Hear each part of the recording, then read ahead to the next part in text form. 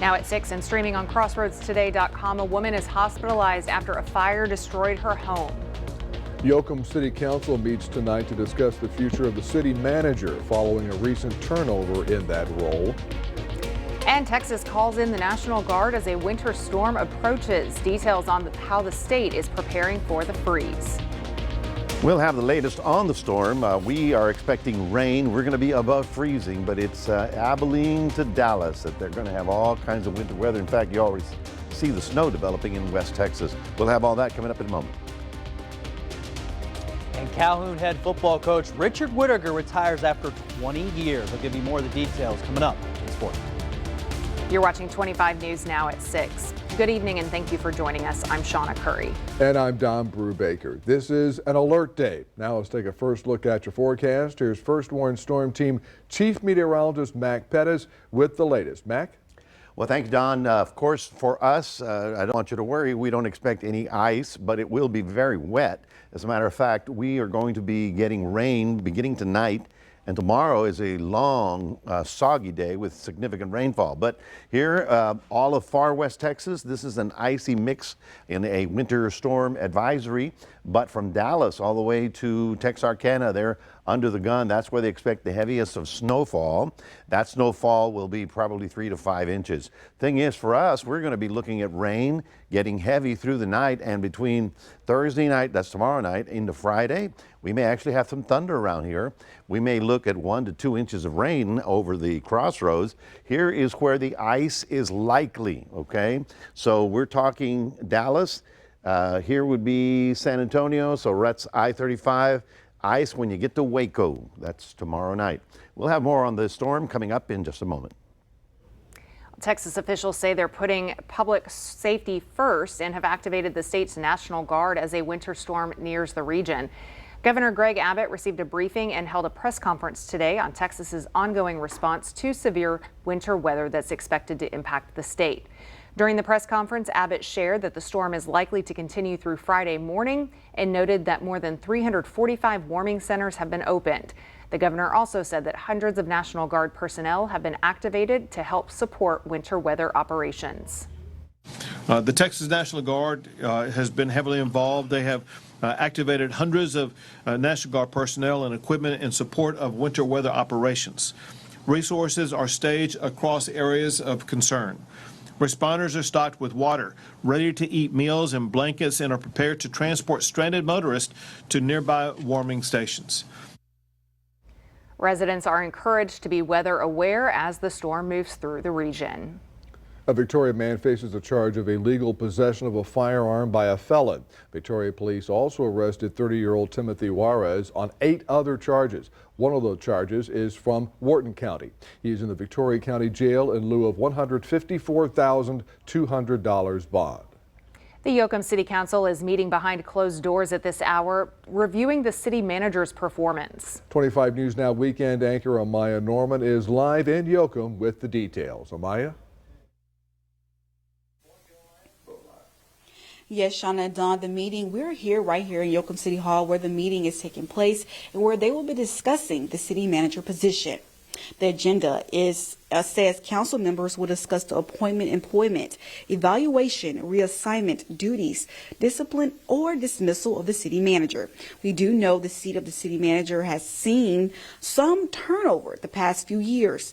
Yoakum moved on from Kevin Coleman in 2023 after his 12-year stint as city manager. Their next hire, William Lynn, held the position for only months before his release.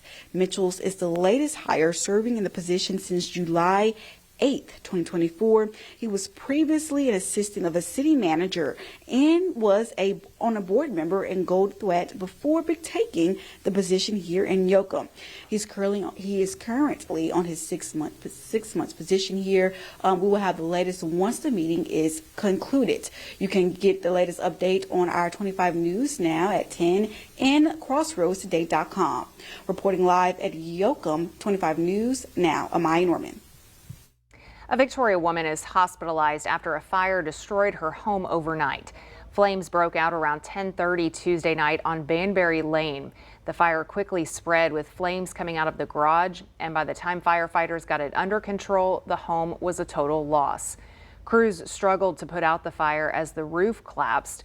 The woman who lives in the house was taken to the hospital, but we are told that she is doing well. Neighbors say she had at least 12 cats. It's unclear if all of them made it out safely. The Victoria Fire Marshal is investigating the cause. Well, this brings us to our viewer poll today. How often do you check your smoke alarm? Once a year, every 6 months, never, or I don't have one? We want to hear from you. Visit crossroadstoday.com/vote to take part. And just a little bit over half of you say you check the alarms once a year to make sure that they are working properly, because that's the key to them being effective, essentially if they're needed at any time. So continue voting, and we will have the latest results coming up tonight on 25 News Now at 10. The Jackson County Sheriff's Office wants the public's help in identifying the owner or driver of a white Toyota Tacoma. On December 26th of last year, 2 victims were targeted in a theft forgery scam in Edna after meeting a man named Jonathan at a convenience store in Victoria. The man paid the victims with counterfeit money before fleeing the scene. Surveillance video shows the suspect's vehicle, you see there, with a sticker in the bottom right corner of the back window. If you have any information, contact the Jackson County Sheriff's Office at 361-782-3371. Texas Attorney General Ken Paxton got a court order keeping the Biden administration from auctioning off or disposing of border wall materials. The order does not allow border wall materials to be auctioned off before February 1st. This comes after reports the Biden administration was auctioning border wall segments for pennies on the dollar, potentially violating a previous court mandate requiring funds allocated for the wall's construction to be used as intended. Paxton continues his lawsuit against Pfizer for knowingly misrepresenting the effectiveness of the COVID-19 vaccine. In November 2023, Paxton sued Pfizer over the vaccine. Last month, a federal district judge dismissed the lawsuit, claiming that the federal government had given Pfizer immunity. Today, Paxton filed a notice that he will appeal the ruling and continue fighting to hold Pfizer accountable. The medical director of the Texas Medical Board has retired less than 2 weeks after conservative lawmakers publicized his employment with a Planned Parenthood laboratory. To read this full Texas Tribune article, visit our website, crossroadstoday.com. Governor Greg Abbott directed the DPS to strengthen anti-terrorism efforts after the New Orleans attack. The governor is calling for an expansion of in-state anti-terrorism programs and an increase in federal partnerships. Abbott outlined 11 specific efforts for the DPS. The new measures come almost a week after a deadly attack in New Orleans in which a Houston man drove to the city in a rental truck and mowed down several people on Bourbon Street, killing 14 and injuring more than 30 others. Golden Crescent Habitat for Humanity is hosting a Veterans Celebration Thursday. The event runs from 9 a.m. until noon at 4103 North Navarro Street. There will be information available about the Habitat for Humanity Veterans Repair Program. Veterans can find out if they qualify for the program. Here are some of the top headlines you can read in the Port Lavaca Wave. Local officials take the oath of office on New Year's Day, and workers discover historical remnants during renovation of a donated building. You can read these stories and more at portlavacawave.com. And remember to subscribe to our YouTube channel, Crossroads Today, so you can see our videos there. Hit the like button and click the notification bell to receive alerts. Stay with us. Coming up on 25 News Now at 6. 4 large wildfires now burning in Southern California. One has doubled in size. We have the latest on this fire emergency. Also ahead, hiring picks up in the new year with many companies adding permanent positions. We have info to help you land your next job.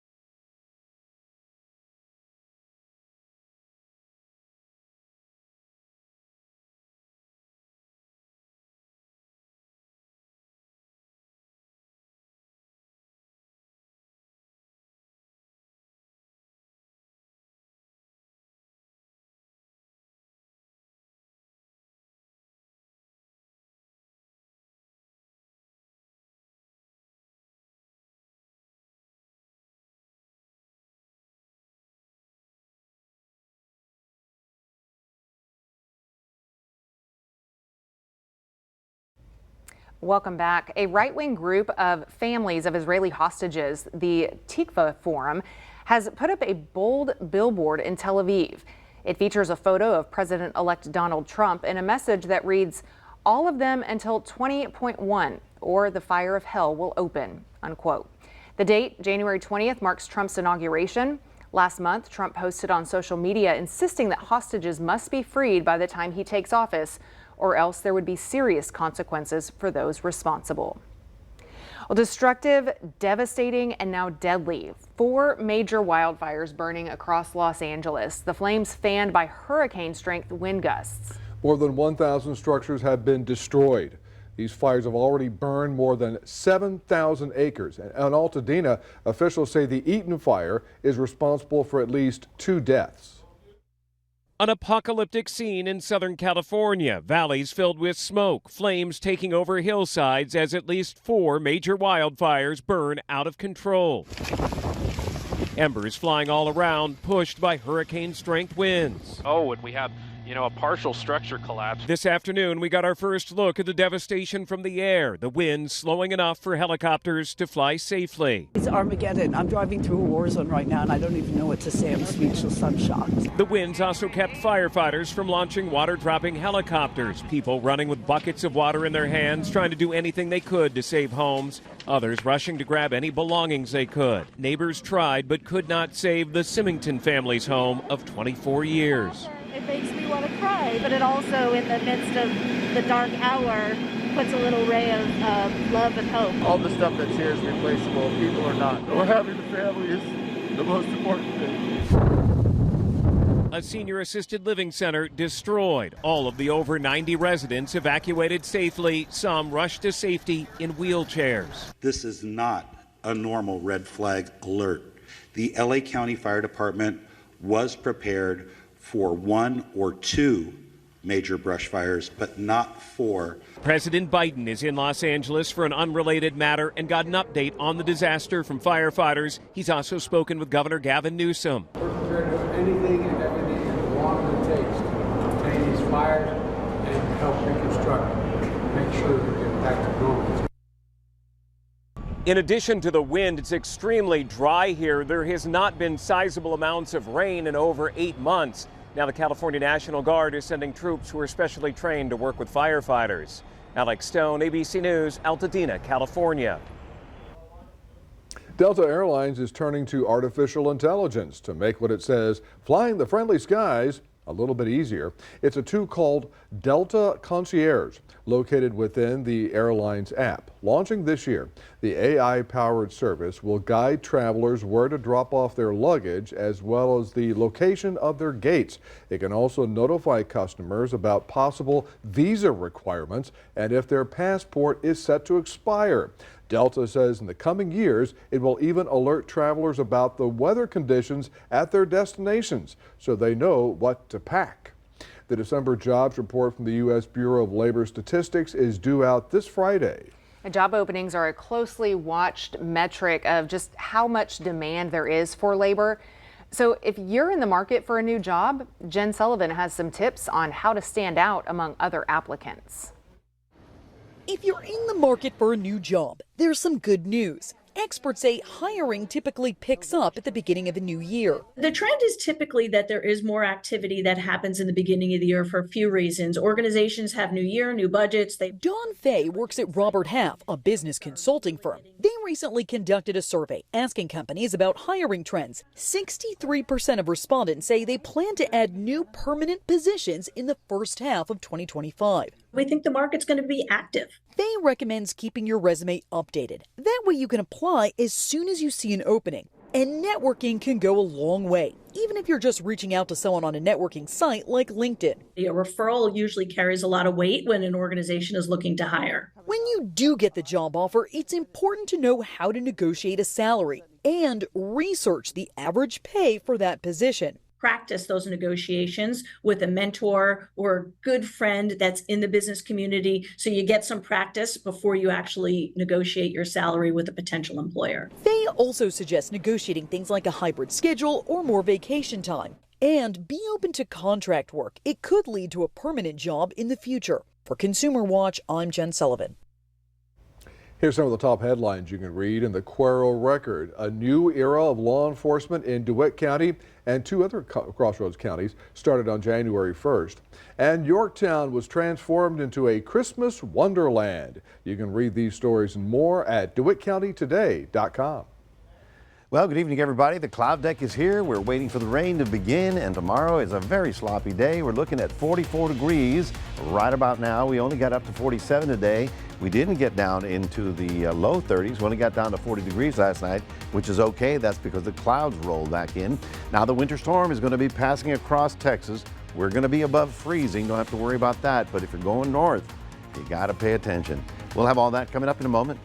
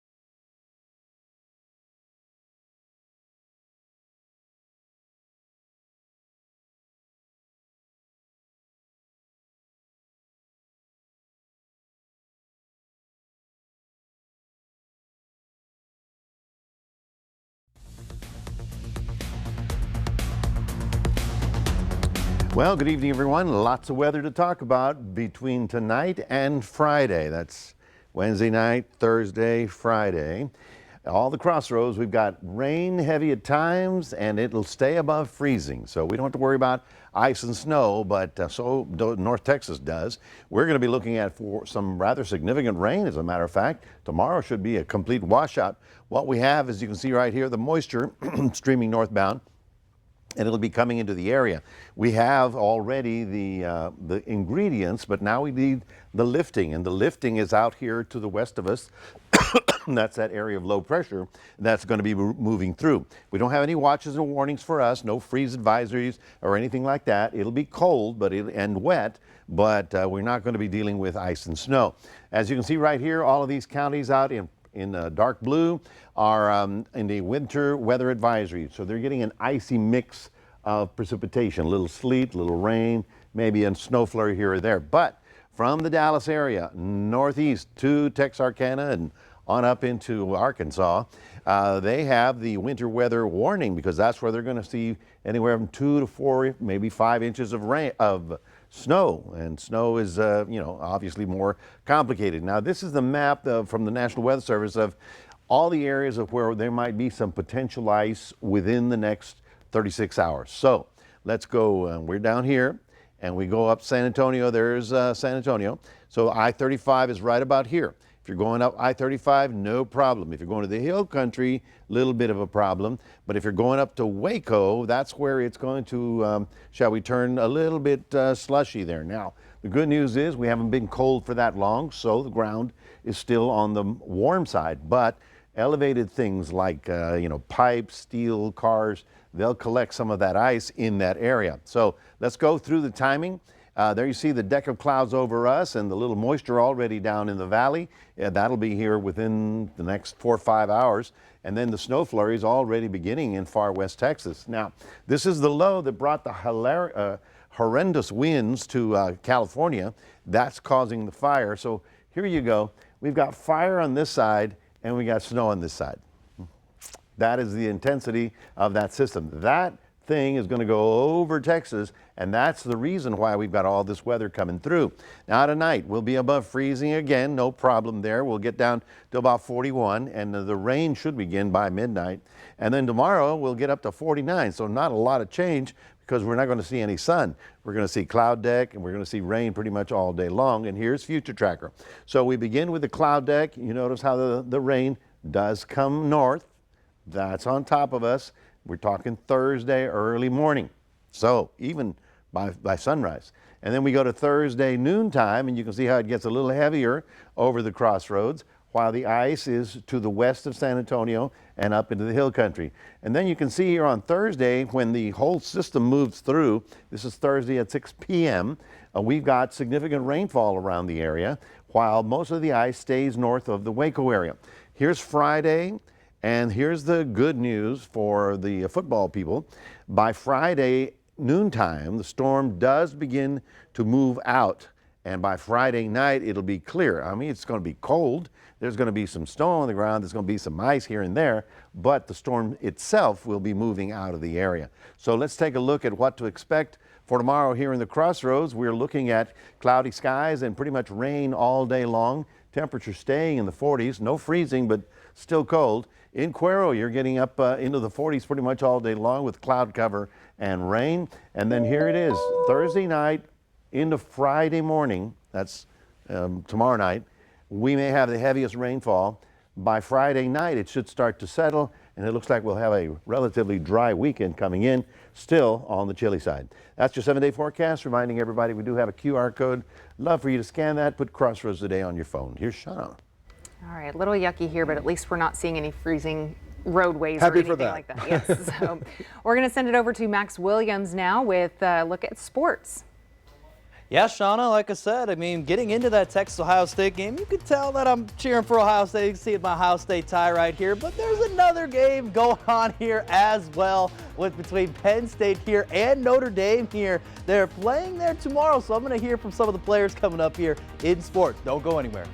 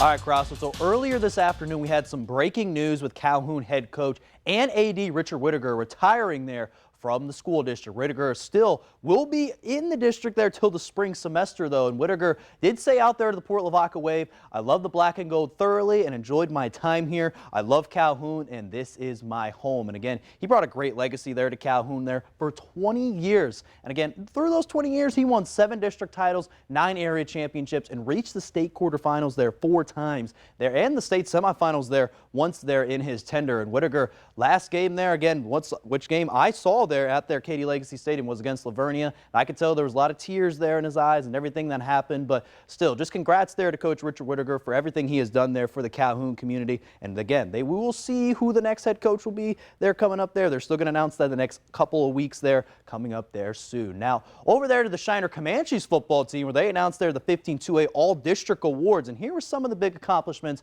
for the Shiner Comanches this season. First, their quarterback, Carson Schutte, won the Most Valuable Player there award. And then senior linebacker Kai Adamic there won the Defensive Player there of the Year award there for Shiner. And then the freshman receiver, who was outstanding this year, also a defensive back, Jarvis Williams, was called the Co-Newcomer of the Year. So Shiner also got a lot of other awards for first-team offense and first-team defense there for a lot of their players. Again, congrats there to all of them that got there selected. And again, for those players getting big-time awards there for Shiner. Now, Shiner wasn't the only one there that got all-district awards there announced today. Yoakum as well got there too. A couple of players that you probably remember there as well. First there, the first-team offense there, quarterback Trey Cuellar, wide receiver Xavier Barnett, wide receiver Jamar Hopkins, and then also there as well, Keenan Dilworth there won again the kick returner there as well there on the offensive side. Then on defense there, Donovan Toussaint, Brett Lurch, a defensive lineman, and Luis Massey also got their awards there for the defensive line. So congrats again to all those players there for Yoakum getting those awards there as well. Now, over there to some college football again, where I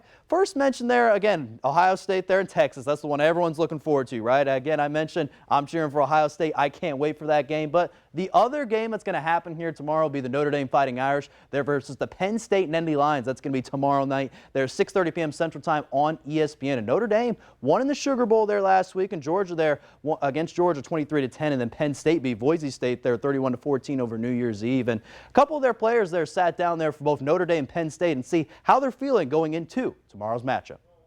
The mindset doesn't change every week for us. Just like I said, just being consistent in our preparation, keeping the week very similar to how it's been every single week this year, and just having that 1-0 mentality that we always talk about. Taking it day by day, taking each meeting step by step, and then ultimately being prepared for the game when that comes on Thursday. Hard because, one, that's the type of person that they recruit to Penn State, but two, that's just kind of like their bread and butter. Like, once again, like, they just play hard and they love their school. You can tell that, you know, it kind of means a little bit more to them. So, yeah, they're gonna fly around and play really hard. And Notre Dame, Penn State, again, whoever wins this game, like I said, is going to reach the national championship game there in Atlanta, Georgia. Either face there the Ohio State University or Texas Longhorns there on Friday. So, again, we're all excited about that game and excited about the other one. Can't wait to see what happens. But that's going to do it here in sports. Down in Shawna, back to you. All right, thank you, Max, and we're back in a moment. A Wisconsin family is getting ready to compete in a sled dog marathon race.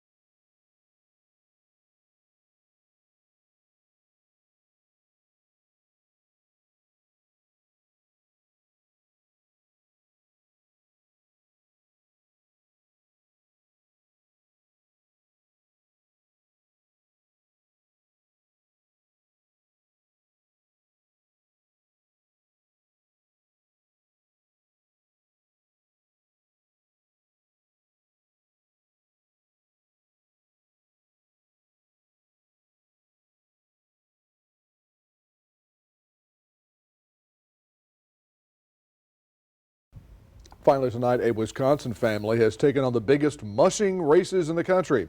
This year, their sights are set on the 40th John Bear Grease Sled Dog Marathon. Now, last year, the marathon in Minnesota was canceled. It's postponed until March this year due to lack of snow. Well, still, the Martins are hard at work training their team, made up of 36 Alaskan Huskies. There you go.